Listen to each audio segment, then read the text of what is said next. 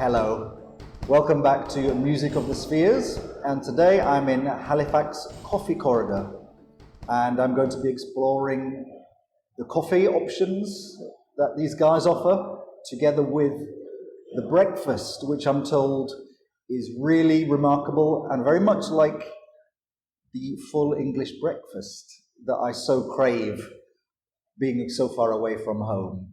And here I have in front of me a lovely cafe latte designed beautifully by the staff here, and an English breakfast, could you believe it or not, in North Sumatra. So I have beans, toast and scrambled eggs. I'm feeling a little bit delicate today, so I'm hoping this helps me recover somewhat. Today I would like to discuss the progress of my composition for vocal trio, setting the words of Mary Barber to music, and how to come towards a final thread in preparation for the next stage of composition. Very often the first stage is always looking at your source and finding out what to leave out, actually, in this case, because the book of poetry, the poems on several occasions, have a very specific purpose. They might be to appease or thank a patron, and there are a number of those in the book.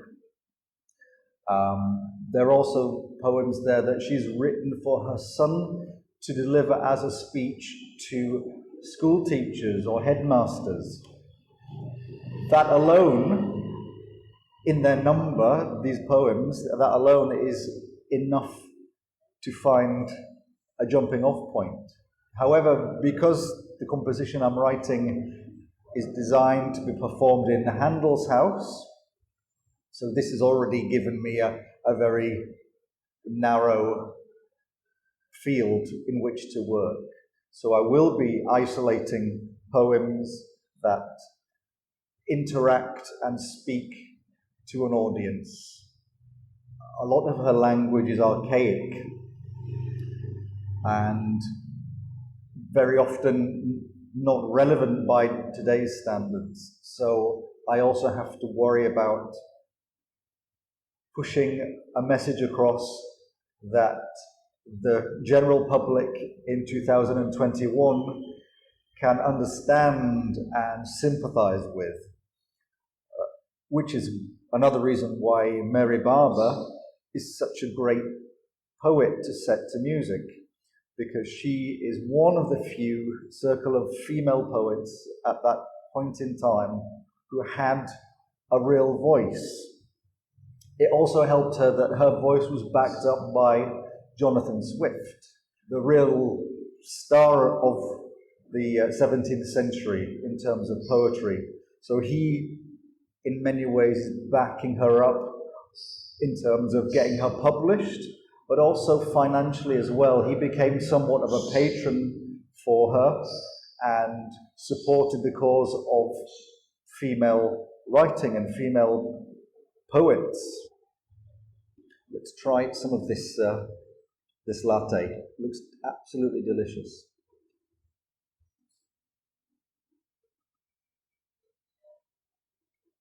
Delicious. When you're starting out with your composition, have your source fixed. Your source could be non-musical. It could be a visual thing. It might be a painting. It could be a photograph. It might even be a video. It could be words that inspire you. It could be a series of poems that you set as a song.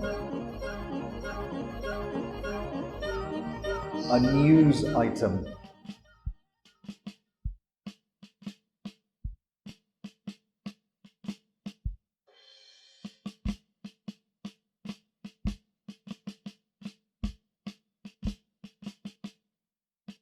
But figuring out your theme would allow you to have a more focused compositional style.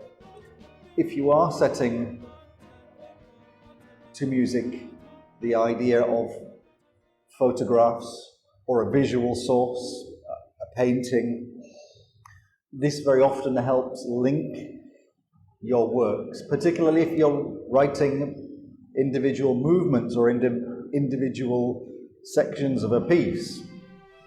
Berlioz, of course, was one of the major pioneers in this way, and much of his music is designed with an actual narrative in mind. I think specifically of Symphonie Fantastique, where there is a progression of a protagonist, which he composes a theme to represent this protagonist, and walks this theme through different scenarios and movements. So that allows him to pin his ideas together in a very neat and satisfying way. Let's try some of this wonderful breakfast. Scrambled eggs. Here it goes.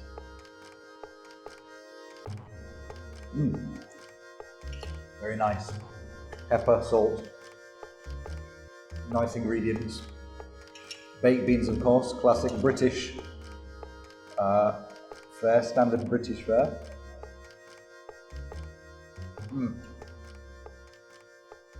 Touch of England here in Medan. Wash it down with a little bit of coffee. Thank you for watching this video. I hope some of the points that I've discussed help clarify any doubts you might be having about starting your own compositions.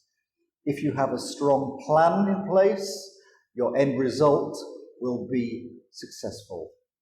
Happy musicking.